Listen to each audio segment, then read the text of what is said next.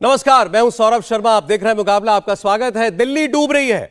यमुना के पानी से बाढ़ तो आई हुई है, हम सब देख रहे हैं, लेकिन सियासत की भी बाढ़ आ गई है।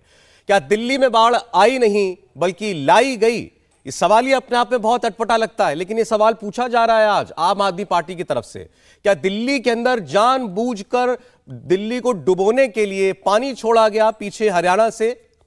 आज जो यमुना के किनारे वाले इलाके दिल्ली में डूबे हुए हैं, वो इलाके भी जहां आज से 5 दशक पहले तक कभी पानी नहीं पहुंचा, वो इलाके भी अंग्रेजों के जमाने में जो लाल किले के पास पानी दिखता था आज दिखाई दे रहा है। इस सब के पीछे कौन है? सड़कों पर पानी भरा है, पंप फेल हो गए हैं, पानी की समस्या, पीने के पानी की समस्या हो गई है, जगह जगह पानी भरा हुआ है। तो क्या यह सब एक साजिश थी? आज ये सवाल उठ रहे हैं। और ऐसा क्यों कहा जा रहा है, कौन कह रहा है, ये इल्जाम किसका है, हम आपको बताएंगे।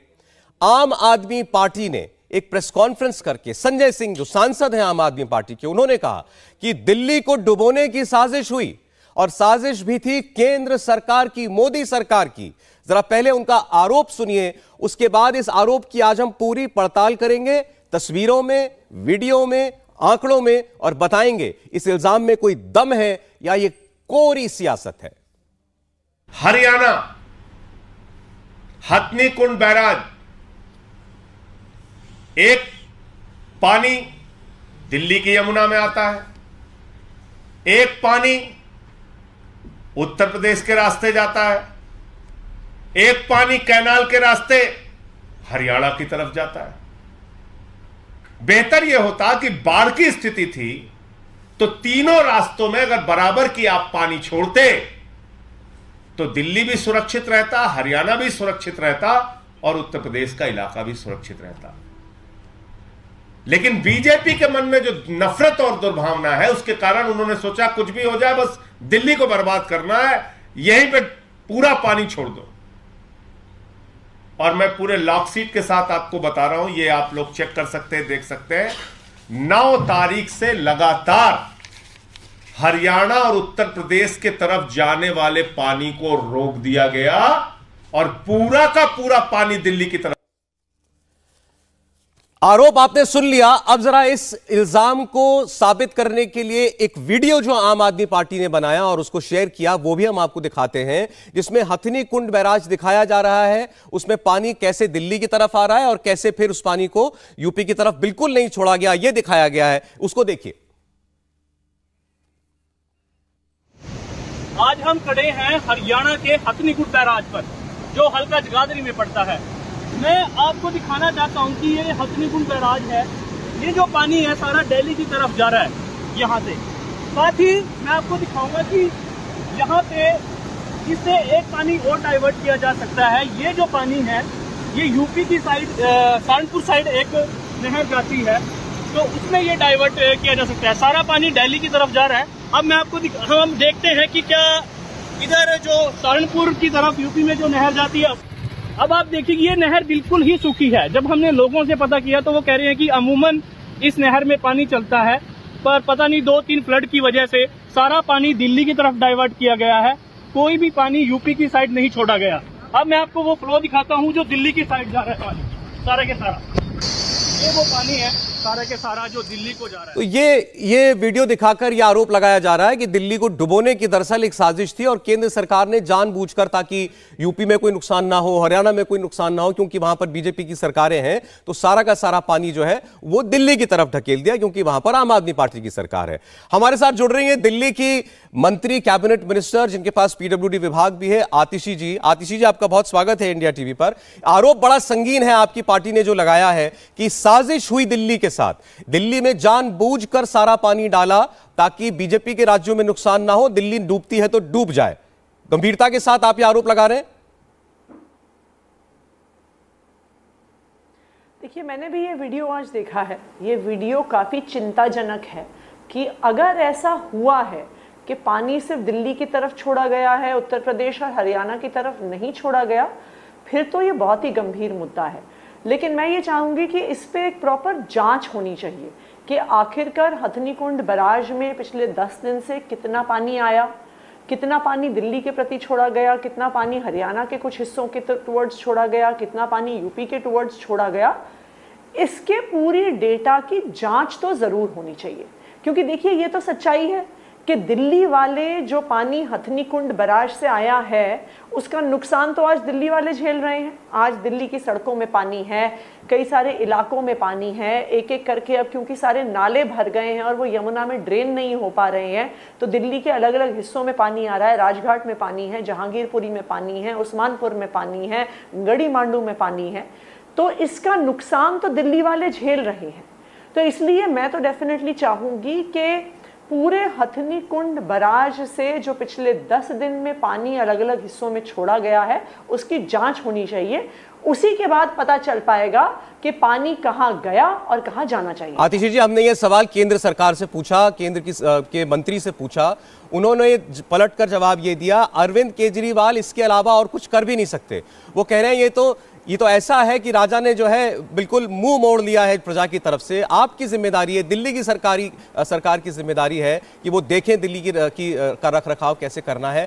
आप नाकाम हुए तो उंगली उठा रहे हैं केंद्र की तरफ। देखिए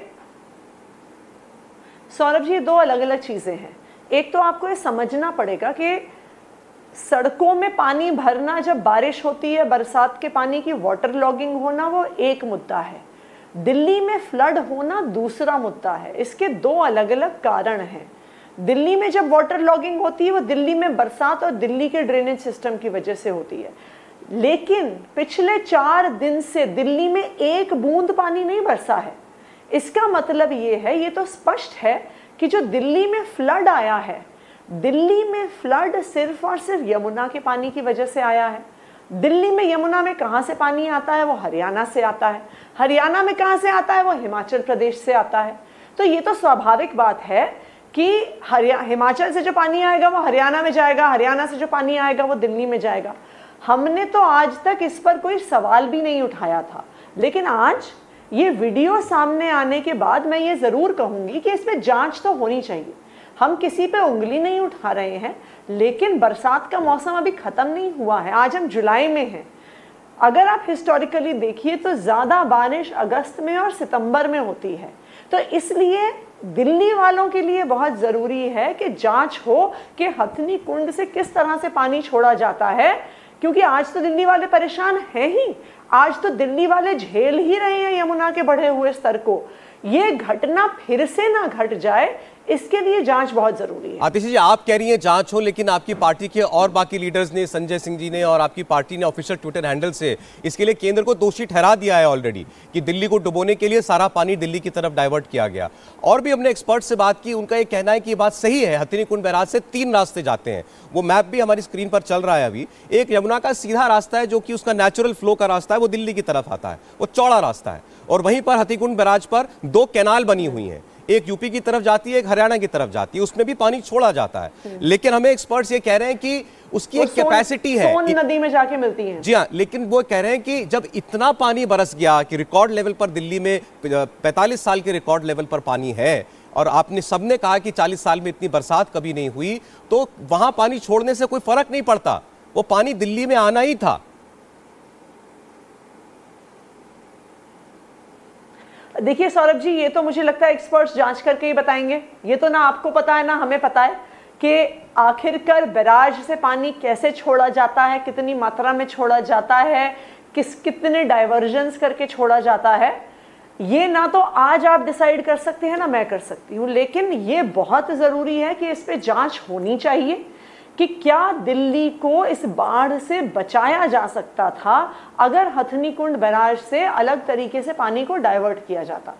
मैं देखिए आज एक्सपर्ट नहीं हूं कि मैं आज आपको यहीं पे फैसला सुना दूं, लेकिन आगे के लिए कि दिल्ली वालों को फिर से इतना नुकसान ना झेलना पड़े, इतनी परेशानी ना झेलनी पड़े।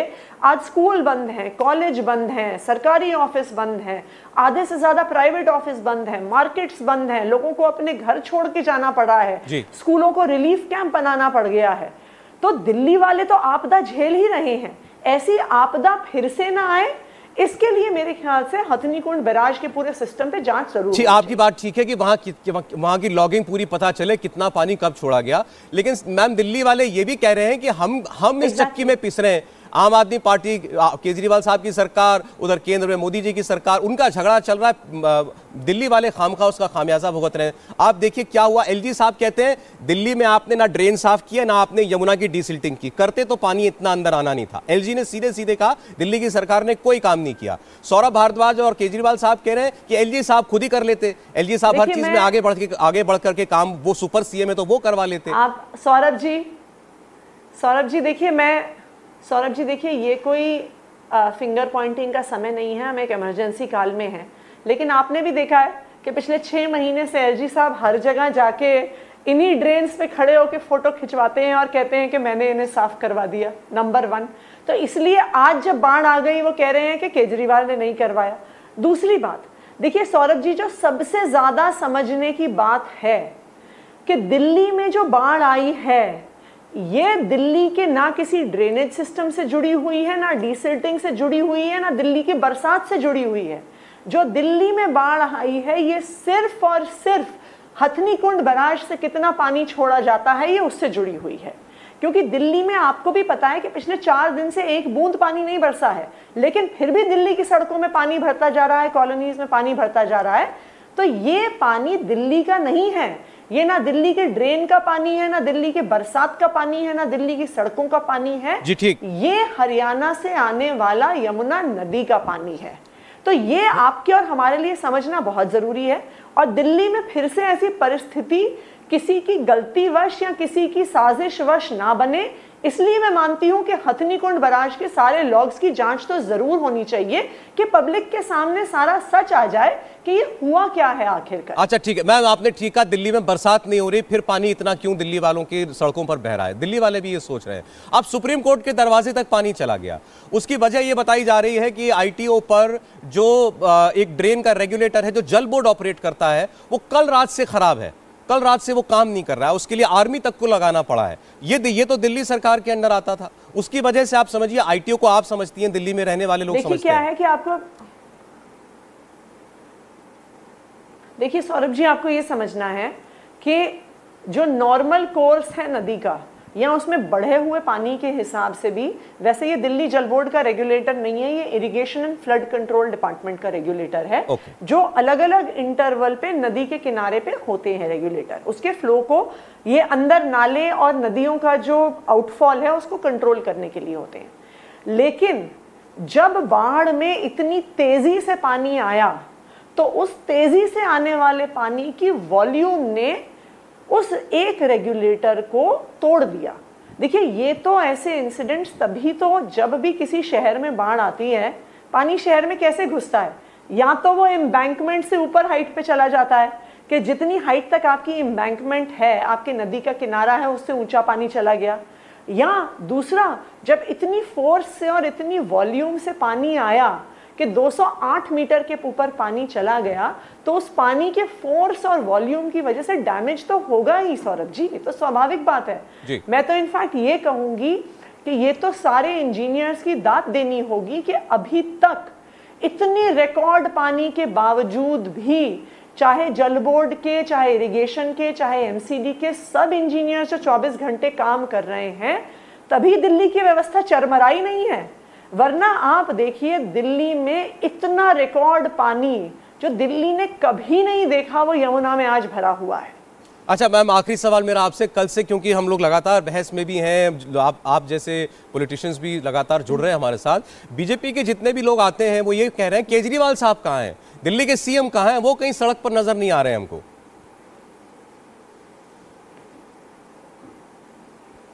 देखिए ये तो बहुत अजीबोगरीब बात है।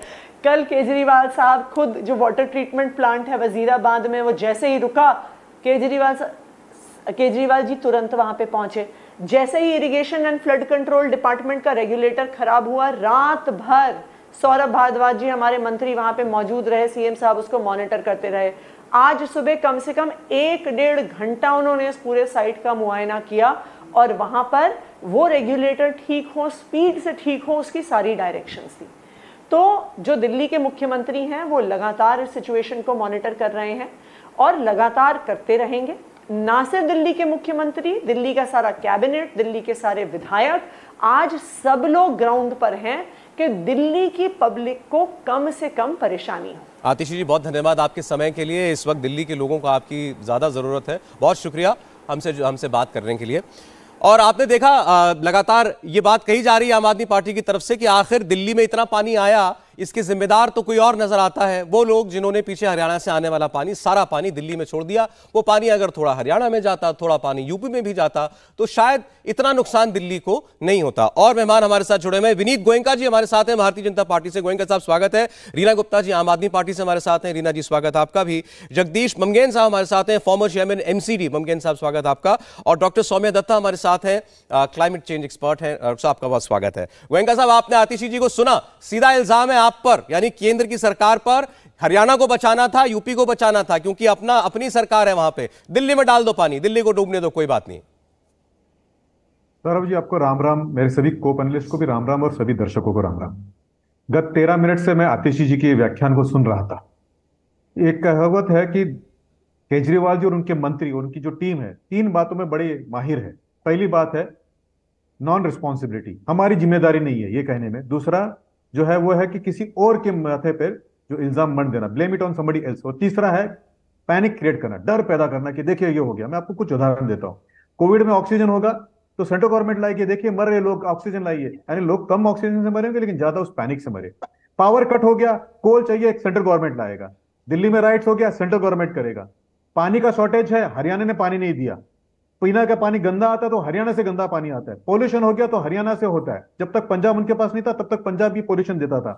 लेकिन जब लिकर गेट का इन्वेस्टिगेशन हो तो उन्होंने कहा कि इन्वेस्टिगेशन इसलिए किया क्योंकि आप लोग जो है हमसे पॉलिटिकली जलते हैं, इसके लिए इन्वेस्टिगेशन कर रहे हैं। यानी दूसरे पे ब्लेम करने को उनका है, जबकि असली कारण 3 कारण है। मैं आपको बताता हूं। एक, अतिक्रमण। यमुना के बैंक में केजरीवाल जी के सरकार आने का जो अतिक्रमण हुआ, जियो स्पेशल का अगर आपने डेटा देखा होगा तो आपको पता चलेगा कि डिफरेंशियल डेटा क्या है।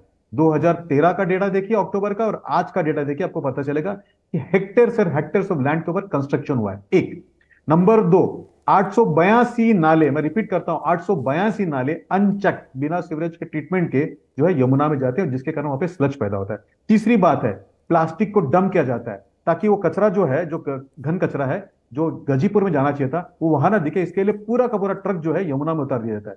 यमुना को पूरी तरह से भर गया है, जिसको इंग्लिश में कहते हैं शालो कर दिया, छोटा कर दिया, कम कर दिया। इसके यमुना का कैपेसिटी कम हुआ है। 6,800 करोड़ रुपया इन्होंने पेपर्स में खर्च किया यमुना को साफ करने के लिए पिछले 4 साल में। मैं रिपीट करता हूं, 6,800 करोड़ रुपया। अगर मेरा डेटा गलत है तो मुझे सू करे, मेरे ऊपर केस करे। 5 साल तक यमुना जो लोग पार करते हैं, डीएनडी से पार करते होंगे, एनएच के हाईवे से पार करते होंगे, आईटीका से पार करते होंगे, आज तक किसी ने भी एक भी जेसीपी वहां पे नहीं देखा जो उसको साफ करता होगा। अच्छा, मेरा आपसे एक सवाल है गोयनका साहब, आपने बहुत सारी बातें कही है, रीना गुप्ता जी बात का जवाब।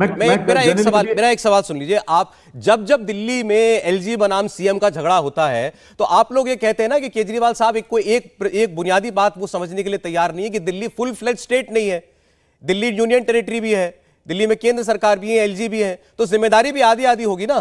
सारी जिम्मेदारी एक की भी नहीं हो सकती, आपकी भी कोई रिस्पॉन्सिबिलिटी होगी। अच्छा, आप तो बड़े मेहरबान है, आपने हमको केवल आधी जिम्मेदारी दी। वो तो आम आदमी पार्टी तो हमको 110% दे रही है। लेकिन मैं आपको जो मुद्दे की बात बताना चाहता हूं, आपका जवाब दूंगा जरूर मैं। 9 जून 2023 को हाउस कमेटी की मीटिंग हुई थी एमसीडी के अंदर, जिसके अंदर ऑन रिकॉर्ड इंजीनियरिंग डिपार्टमेंट ने कहा था कि we were able to only complete 55% of desilting and decleaning of the drainage in the MCD area. जी 55%, ये उनके हाउस के अंदर बोला गया स्टेटमेंट है। दूसरी बात है, 2064 किलोमीटर का पीडब्ल्यूडी का ड्रेनेज आता है, 1 इंच साफ नहीं किया है पिछले 8 साल में। 1 इंच, मुझे एक भी फोटोग्राफ को दिखा दे, रिकॉर्ड बता दे कि जहां पे क्लीनिंग हुआ नहीं हुआ सर, जबकि उनकी जवाबदारी थी। अब ये जो बात आती है कि एलजी साहब ने किया, जब एलजी साहब काम करते हैं तो लिकर की पॉलिसी बनाने के लिए तो सीएम हाउस के अंदर बैठा जाता है। जब उनको खुद का बंगला बनाना था तो 55 करोड़ रुपए कोविड के पीरियड में, आ रहा हूं रीना जी, आ रहा हूं, तब तो वो बिंदास बना देते हैं। लेकिन जब उनको काम करने की बात आती है तो कहते हैं कि सेंट्रल गवर्नमेंट करेंगे। जैसे मैंने चलिए ठीक है, बोलिए रीना जी। ठीक है गोयनका साहब, बोलिए रीना जी। हरियाणा देगा, ये क्या करेंगे? केवल लिकर गेट करेंगे? बोलिए रीना जी। सौरभ जी, आपने बहुत बढ़िया एक सवाल पूछा शुरू में कि ऐसा क्यों होता है कि सेंटर का और स्टेट का डिस्कशन शुरू हो जाता है। क्योंकि जब से भारतीय जनता पार्टी सेंटर में आई है, जो हमारे देश का जो संघीय ढांचा जिसको बोलते हैं ना, जो फेडरल स्ट्रक्चर, कि कुछ काम स्टेट्स करेंगे, कुछ काम जो होगा सेंट्रल गवर्नमेंट करेगी। सबसे ज्यादा प्रॉब्लम भारतीय जनता पार्टी ने उसमें क्रिएट करी है। अब मैं उदाहरण दूंगी आपको। जैसे आपने कहा जो नदियों का मामला है, दूसरा जलवायु का जो मामला है, तीसरा एयर पोल्यूशन का मामला जो है, ये जो मामले होते हैं, आपके पैनल पे जो एक्सपर्ट्स हैं वो आपको और अच्छे से समझाएंगे कि ये मामले एडमिनिस्ट्रेटिव बाउंड्रीज नहीं रिकॉग्नाइज करते हैं। ऐसा तो नहीं है कि आप यमुना जी के चारों तरफ एक दीवार खींच दीजिए या दिल्ली के आप एयरशेड में एक दीवार खींच दीजिए। तो इसमें बहुत बड़ी जिम्मेदारी रहती है कि जो फेडरल स्ट्रक्चर है, जो केंद्र है, वो सबको इकट्ठा करे और कोऑर्डिनेशन करे। लेकिन भारत के इतिहास में आज तक कभी केंद्र में ऐसी सरकार नहीं आई जो इतना विंडिक्टिव हो, जो इतना इसको कहते हैं ना, जिनके अंदर ये भावना हो कि ऑपोजिशन स्टेट अगर कहीं है तो उस ऑपोजिशन स्टेट के लोगों को आप ऐसा क्रिएट करो वहां पे कि लोग मर जाएं, हमें कोई चिंता नहीं है। और उसी का उदाहरण हमने देखा कि इस समय पूरे उत्तर भारत में, पांचों राज्यों में, उत्तराखंड, हिमाचल प्रदेश, उत्तर प्रदेश, पंजाब, हरियाणा, उत्तर भारत में इस समय बाढ़ की स्थिति बनी हुई है। और बाढ़ की स्थिति में क्या होता है कि आप कोऑर्डिनेट करिए ढंग से। हथनी कुंड बराज, जो मैं भी एक वाटर स्पेशलिस्ट हूं, मैं आपको बता सकती हूं कि हथनी कुंड बराज जो है उस वहां से पानी रेगुलेट होके 3 डायरेक्शन में जाता है। जी हाँ। आप क्या कर सकते थे, आप पानी को ऐसे फ्लो करते कि पानी थोड़ा हरियाणा में जाता, थोड़ा उत्तर प्रदेश में जाता और थोड़ा दिल्ली में आता। उसके बावजूद भी दिल्ली में बाढ़ आती, लेकिन जो बुरी स्थिति इस समय है वो बुरी स्थिति नहीं होती। ठीक है रीना जी, ठीक है, जो बात आप कह रही है ना, हम दरअसल इसी को आज समझना चाहते हैं। अच्छा हुआ आपने बताया कि आप वाटर स्पेशलिस्ट भी हैं। प्रवचन का मौका दिया, मुझे बात कंप्लीट करने दीजिए। मैम, मुझे ब्रेक लेना है, आप कर लीजिए। 13 मिनट आतिशी जी भी बोली हैं, आपकी की पार्टी की मंत्री। हरियाणा में पानी बिल्कुल नहीं गया, सारा पानी दिल्ली में आया। और आप ये दिखाना चाहते थे कि दिल्ली सरकार की वजह से ये प्रॉब्लम हुई है। 5 दिन से दिल्ली में बारिश की एक बूंद नहीं गिरी है। ठीक है मैम, बिना बारिश के बाढ़ जो आ रही है, 6,800 करोड़ रुपए का हिसाब दीजिए। अच्छा चलिए, तो वो बिना बारिश के बाढ़ क्यों आई, क्या उसके लिए केंद्र की सरकार जिम्मेदार है? इस पर हम और बात करेंगे, एक्सपर्ट्स हैं हमारे साथ, वही समझाएंगे हमको। एक छोटा सा ब्रेक हम ले लें। लेकिन आप सोचिए दिल्ली में इस वक्त क्या हो रहा है। दिल्ली में पानी पानी है और यहाँ सेंटर और दिल्ली खेला जा रहा है। एक ब्रेक के बाद लौटते हैं।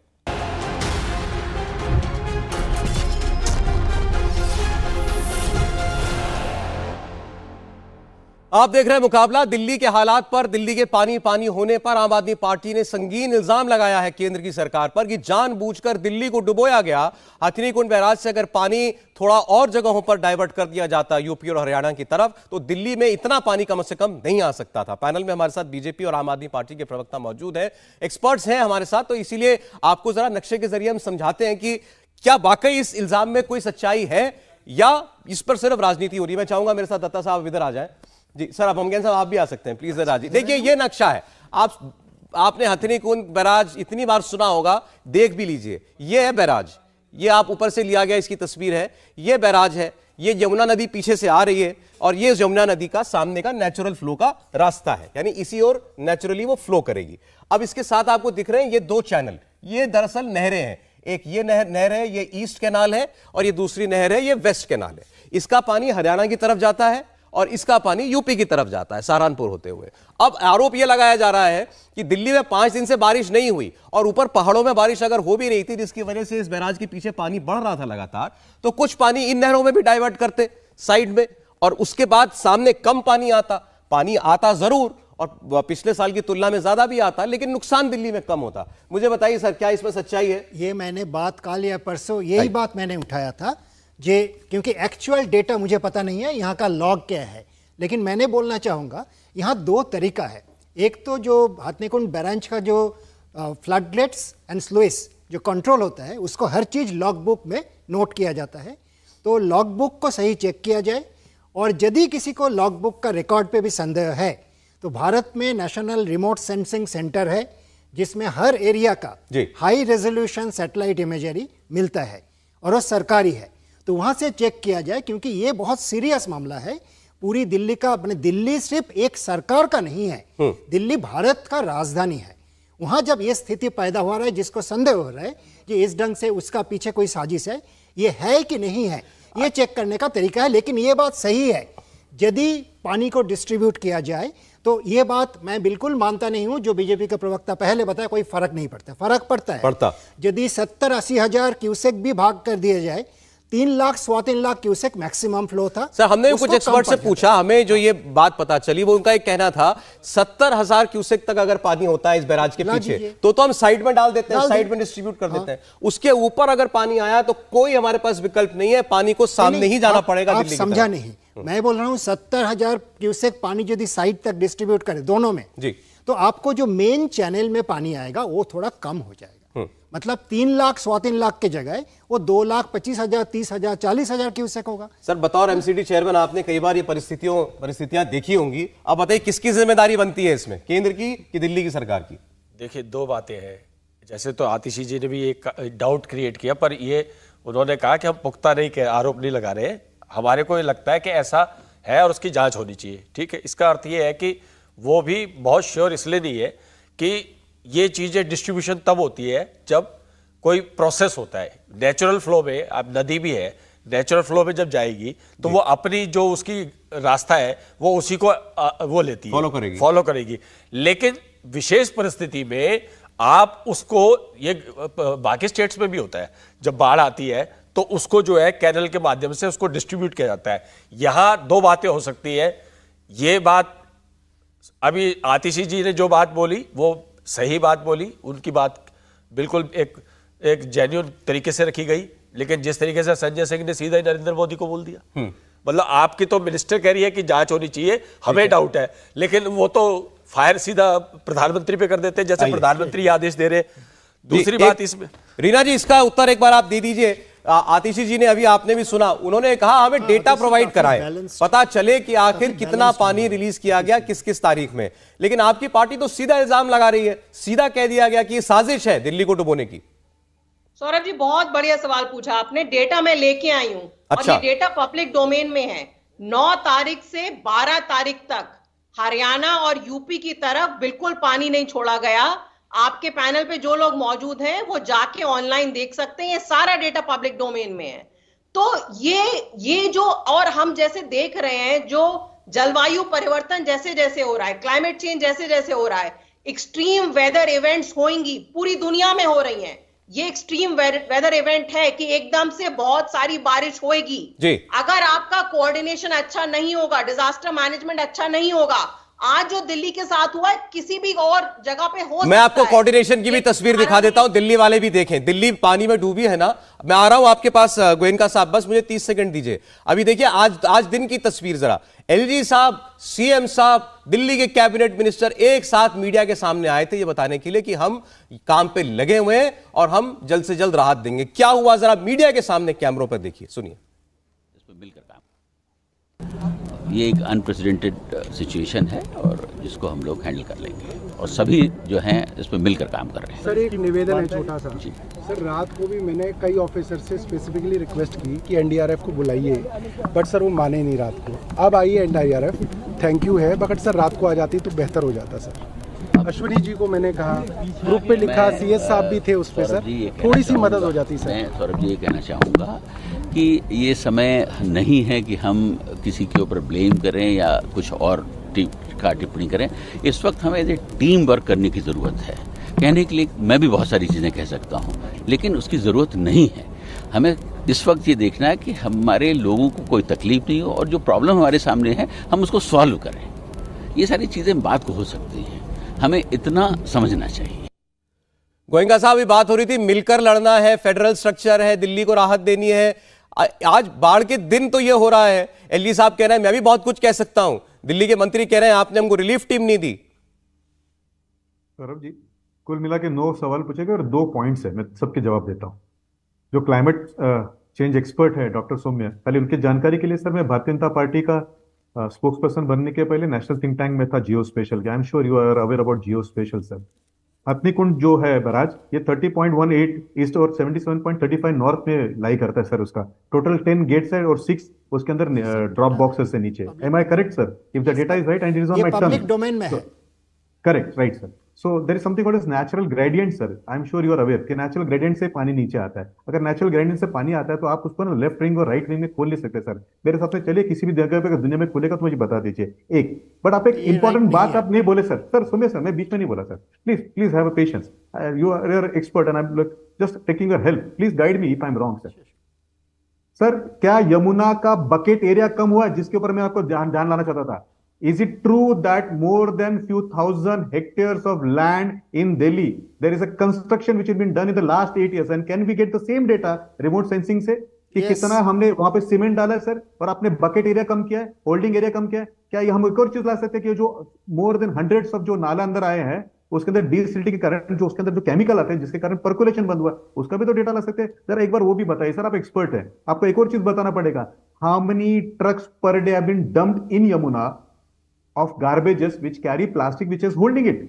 तो आप यमुना का एरिया कम करेंगे, यमुना के अंदर कचरा डालेंगे, यमुना के अंदर आप कंस्ट्रक्शन करेंगे और फिर कहेंगे कि हथनीकुंड से पानी आया। बैराज में कोई पानी होल्ड नहीं करता सर, डैम्स में होल्ड होता है। और आपकी जानकारी के लिए मुझे एक और हिसाब चाहिए सौरभ साहब, 6,000 करोड़ रुपया, मैं अवे में नहीं बात करता, मैंने आपको लैटिट्यूड लॉन्गिट्यूड भी बताया, शायद आपके एक्सपर्ट्स ने बाद में बताया होगा, और जाके जरा वेब सर्च करिए कि मैं कौन सी कमेटी में था। बस sir one more thing, 6,800 crore rupees उनको हिसाब देना है सर। और ये जो बार बार आरोप लगाना ना कि पॉल्यूशन होगा हरियाणा जाइए, है ना, यो राइट्स हो गया केंद्र की सरकार देखेगी, पावर नहीं है तो कोल नहीं होगा, तो आप लोग यहाँ पे चलिए दारू बांटने के लिए दूसरे मैडम बीच में मत बोलिए। सौरभ जी प्लीज आपसे गेस्ट, चलिए आप कंप्लीट कीजिए। मैं कंप्लीट करता हूँ। दूसरा जो एलजी की बात है, देखिए ना कैसी सरकार है। सीएम ना तो जंग साहब जब एलजी थे उनसे पटी, उनके खिलाफ आंदोलन, उनके खिलाफ अनारगल, जब बैजल साहब आए तो उनके खिलाफ अनारगल। ये केवल एलजी के तीनों एलजी से लड़ाई करते हैं जी, ठीक है। चीफ सेक्रेटरी को अपने घर में बुला के मारते हैं, ब्यूरोक्रेसी से लड़ाई, पुलिस वाले को ठुल्ला बुलाते हैं, एनआरके गवर्नमेंट है। जब एक मिनट गोयनका साहब, देखिए एक दुखद खबर आ रही है दिल्ली से ही। पहले मैं बता दूं दर्शकों को, दिल्ली के मुकुंदपुर में पानी में नहाने के लिए गए 3 बच्चे डूब गए हैं। बारिश के पानी में नहाने के लिए ये बच्चे गए थे, 3 बच्चों की मौत हो गई है।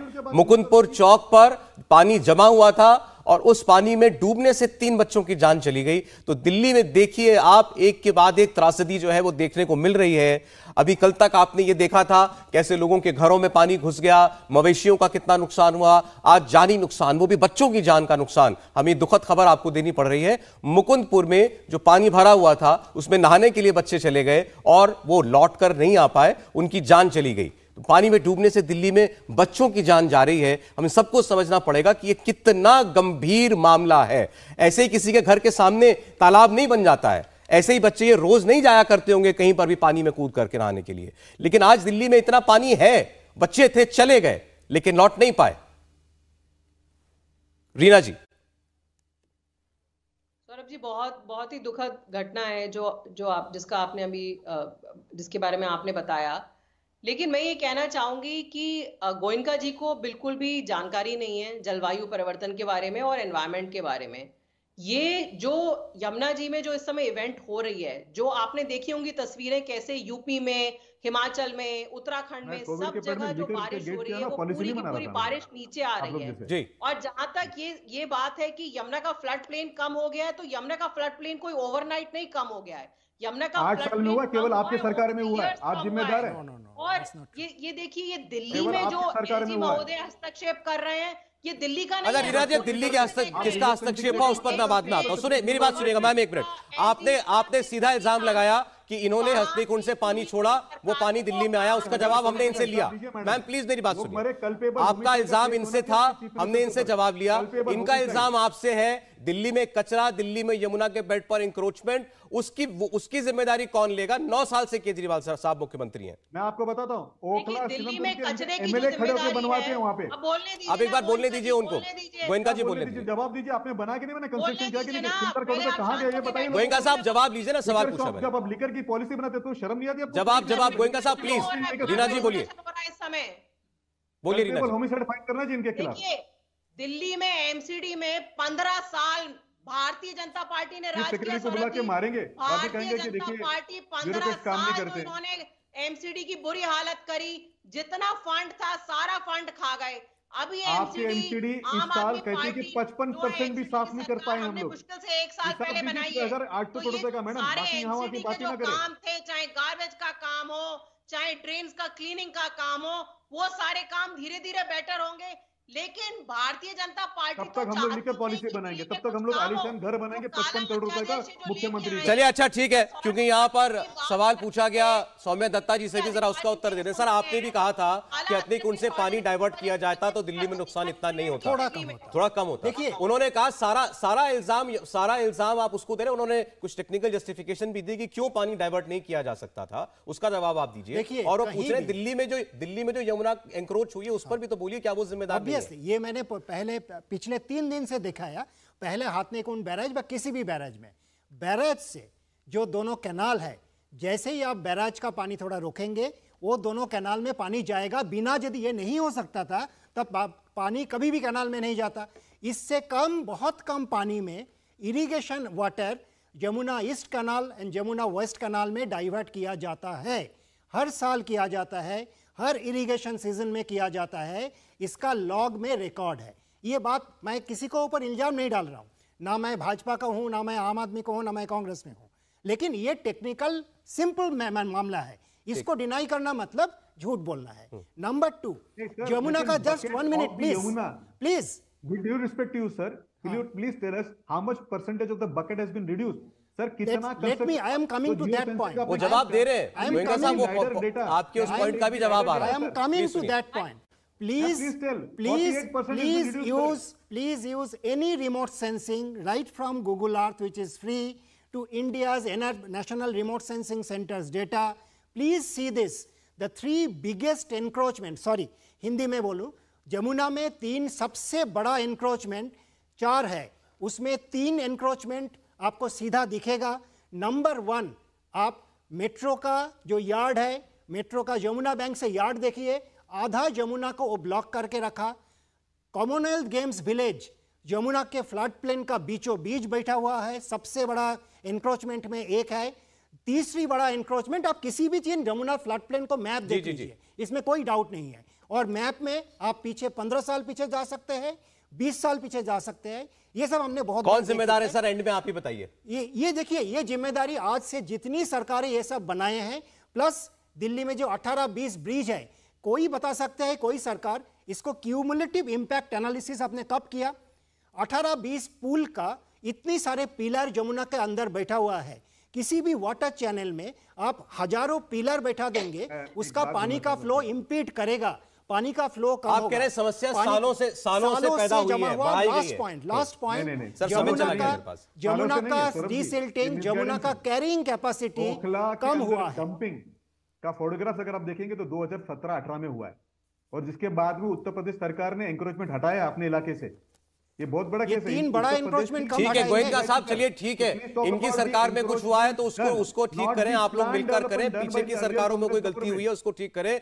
आज अगर दिल्ली की आज ये हालत हुई है तो कल को ना हो, इसको तो हम सुनिश्चित कर सकते हैं। उम्मीद कर रहे हैं आप लोगों से, आप ही लोग दिल्ली को चलाने वाले हैं कि मिल बैठकर आप कोई रास्ता निकालेंगे। शुक्रिया गोयनका साहब, गुप्ता जी, बमगैन साहब, दत्ता साहब, आप चर्चा में जुड़े हमारे साथ। इंडिया टीवी हर वक्त हर जगह डाउनलोड करने के लिए सर्च करें India TV news Google play store या ऐप स्टोर पर।